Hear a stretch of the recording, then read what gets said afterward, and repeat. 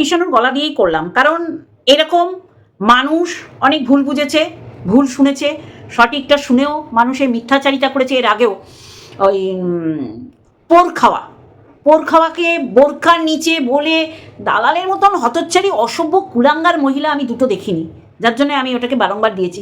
ও আদম তুলি গেছে, এটাকে রটিয়ে দিয়েছে, মরে গেছে। এটা কেন বলো, এটা তো পরবর্তীকালে বোঝাই যাবে যে ও কী বলেছিল। চলে গেছে তো চলে গেছে, তো কি চলে গেছে, রাজকার্য করতে চলে গেছে, শরীরের খিদে মেটাতে গেছে। আর সন্দীপ, তোমাকে বলি, এতে কখনো দুধের সাথে ঘোলে মেটে না, এটা তুমি আরও খিদে বাড়িয়ে দিলে। কি ফোকলার কি ওটা কি শোনালে? এবার তোমার উপর আমার রাগ হচ্ছে, আসলগুলো শোনাও, আর যখন শোনাবে না তখন কিচ্ছু শোনাতে হবে না। এতে কি বোঝালে?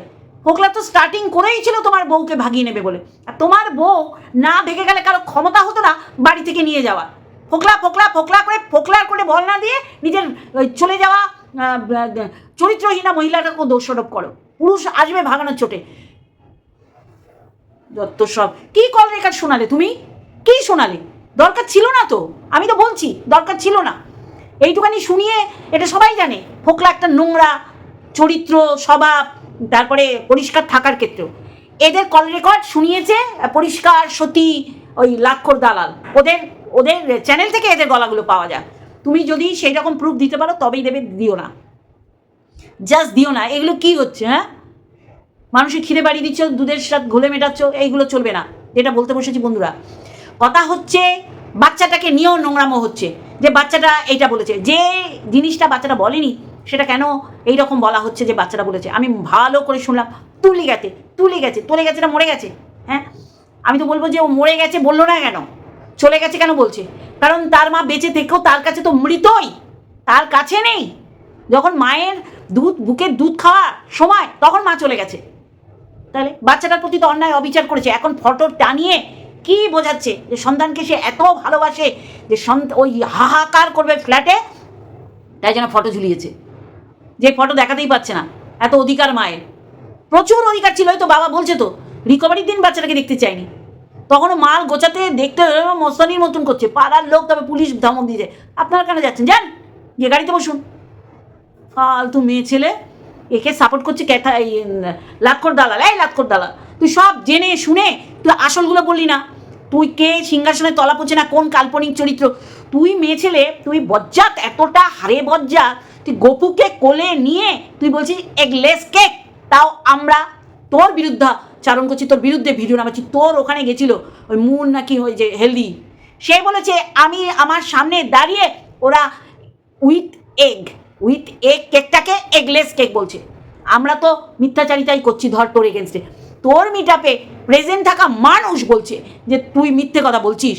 তাহলে এর থেকে বড় মিথ্যাচারিতা কিছু হতে পারে না। ভগবানকে নিয়ে প্রচুর তো ভগবান মানিস, যারা বেঁচে রয়েছে তাদের টেক কেয়ার করিস না। তোর মুখ দিয়ে বড় বড় কথা।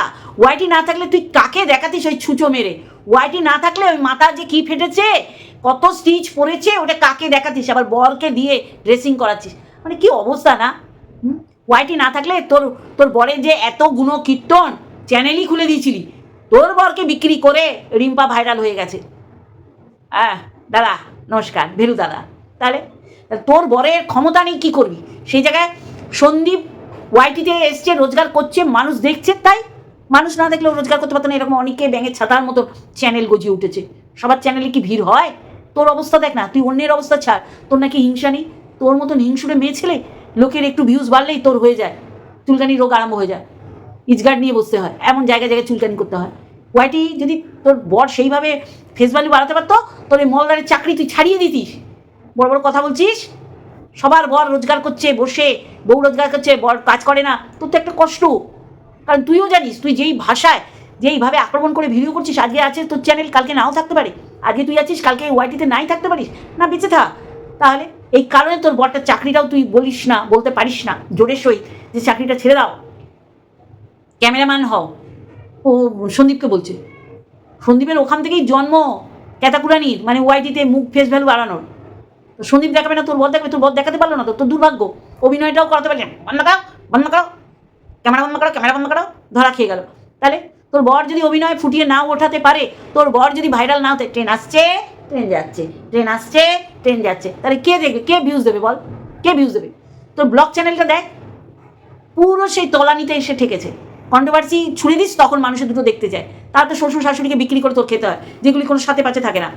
মানুষের সেবা করলেই ভগবান সেবা হয়। খুব তো কথা বলছিস, সত্যি কথা বলিস। তুই একটা জল জ্যান্ত মিথ্যেবাদী, প্রত্যেকটা জায়গায় তুই মিথ্যেচারিতা করেছিস।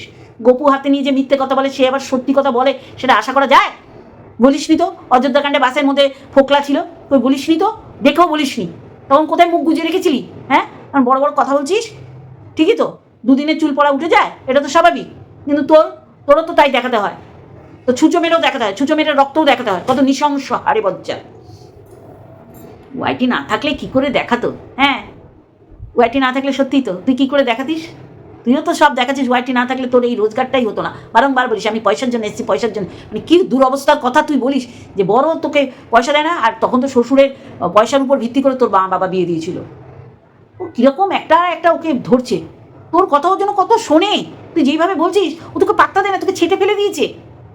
এখন বাচ্চাটাকে নিয়ে রাজনীতি হচ্ছে, বাচ্চাটার মুখে নিজেদের কথা বসিয়ে বলা হচ্ছে যে বাচ্চাটা বলেছে মা ময়ে গেছে, মা চয়ে গেছে, চলে গেছে, আদো আদো কথা বলে। কত উচ্চারি একটা অপদার্থ, নোংরাকে সাপোর্ট করিস, মিথ্যাচারিতা করছিস কেন? তুই একটা জল জ্যান্ত মিথ্যাবাদী। বরটাকে ভাইরাল করতে গিয়ে ডুবিয়ে দিল চ্যানেলটা, বরটাকে ফুটিয়ে দিলি। তাহলে সন্দীপকে তো মানুষ দেখতে আসছে অ্যাটলিস্ট, নাকি? মিথ্যাচারিতার একদম দোরগোড়ায় পৌঁছে গেছো না, শেষ পর্যায়ে পৌঁছে গেছো। এর মিট আপে উপস্থিত এর কাছের লোকেরা তখন বলেছে ও মিথ্যে বলেছে, আমাদের সামনে ও বলেছে এগলেস না, তাহলে গপুকে দেওয়া যাবে না। তুই আর মুখ নাড়িস না, তোর এই সত্যি ধুয়ে দিয়ে তুই জল খা, ঢুকঢোক সকাল থেকে রাত পর্যন্ত জল খা, তোকে সবাই চিনে গেছে। তোর হিংসা তোর সমস্ত মানুষ বুঝতে পেরে যায়। ও নাকি ষড়যন্ত্র করে না, সবচেয়ে বেশি ষড়যন্ত্র করেছে ওয়াইটিতে তুই, আরও অন্য লোকের সাথে, যেগুলি এখন সতী সেজে অন্যের সিদ্ধারা খুঁজতে যাচ্ছে। নিজের সিদ্ধারা নেই, সে অন্যের সিদ্ধারা খুঁজতে যাচ্ছে। সত্যি বাবা, পয়সার জন্য একদম খোলামকুচি আর যেন জলের মতন বয়। মানুষ বলেও ভালো না, অবাক লাগে কিন্তু কিরমভাবে ওর হ্যাঁ তুই এ করেছিস, তুই ওই করেছিস, সমস্ত ভুলে ভরা, ও সমস্ত কিছু ভুল করে।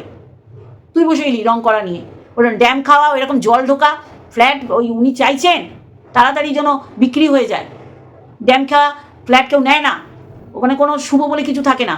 ও নিয়েছে, ওর আর কিছু করার নেই, তাই তুই জ্ঞান দিচ্ছিস, মনে হচ্ছে তোর জ্ঞান কত শোনে। তুই এইরকম মিথ্যাচারিতা করেছিলি সীমার ক্ষেত্রে, পোরখোয়াকে বোরখা বলে দিয়েছিলি, বারংবার শুনেছি। আজকেও আমি কিষাণুটা প্রথমেই দিয়ে দিচ্ছি, বলছে বাবা আছে, মা তুলিয়ে গেছে, চলে গেছে, তো মরে গেছে, আপদ ধর্তিকা বোঝ, এরা বেঁচে থেকে কি একেবারে উদ্ধার করে দিচ্ছে। তুই বলিস নি এই অশুভ হতচ্ছাড়ি, তুই বলিস নি সন্দীপের মৃত্যু কামনা করিস নি, যে এরকম স্বামী থাকা থেকে বিধবা থাকা ভালো। শালি লাত্তি মেরে তোমার একেবারে তো ঘোড়া মুখ আর ঝুলিয়ে দেবো। শুনে নাও কি বলেছিল। ও মৃত্যু কামনা করে সরাসরি, সেটাই দোষ নেই। আর একটা বাচ্চা ও বলছে আদো আদো গলায় মা টয়ে গেছে, সেটাকে ময়ে গেছে। বজ্জা, শুনে নাও। যেই স্বামী তার স্ত্রীর রেট ঠিক করে, সেই স্বামী থাকার চেয়ে বিধবা হয়ে যাওয়া ভালো। শুনলে? তাহলে এই সবার মৃত্যু কামনা করে, সবাইকে মৃত্যু হোক এ চায়, একা লুটে পুটে খাবে। সন্দীপকে নিয়ে পড়েছে, সন্দীপ ঠিক করেছে, যেটা ভালো বুঝবে সেটা করবে। সন্দীপের মুখ দেখায় বৃষ্টি হচ্ছে, তুই তো তোর শ্বশুর শাশুড়ি রান্না করতে পারলি না জীবনে। বজ্জাত বেটি, বরটা ভাইরাল হলো না, অন্য লোকেরটা নিয়ে পড়ে আছে। প্রত্যেকটা স্বামীকে ও বলে, কল্লোলকে বলে, অভিজিৎকে বলে, এদিকে সোমনাথকে বলে, সবাইকে ও বলে, সবাইকে। এত বজ্জাত মেয়ে ছেলে, নিজের চরকায় তেলে দেখ তোর চ্যানেলটার অবস্থা, অন্যের চ্যানেল নজর কম দে। মাথা গরম হয়ে যায়, মিথ্যাচারিতা করছে তখন থেকে। ময়ে গেছে শুনে চলা, তোরা তো ওইটাই শুনবি, কারণ তুই, বিশেষ করে তুই লোকের মৃত্যু কামনা করিস। আমার খুব রাগ হচ্ছে। চলো বন্ধুরা, এইটুখানি দিলাম, আর একটা ভিডিওর সাথে অবশ্যই আসছি। ও মিথ্যাচারিতার একটা মিথ্যের একটা আখড়া, ও লোককে জ্ঞান দিচ্ছে, ও নাকি সত্যি ছাড়া মিথ্যে বলে না। পাক, তুই মিথ্যে বলেছিস তুই লোকনাথ বাবাকে কোলে নিয়ে, যে তুই হুলের সাথে তোর আগে পরিচয় ছিল না ফ্ল্যাটে যাওয়ার আগে, সেটা পরিষ্কার করে দিয়েছে মন্দিরা, তারপর মুখ দেখাস। এরা সত্যিবাদী চিৎকার করলেই সত্যিবাদী হওয়া যায় না, প্রমাণগুলো জল করছে এখন ওয়াইটিতে। চলো বন্ধুরা, আজকে এইটুখানি একটা ভিডিওর সাথে অবশ্যই আসছি।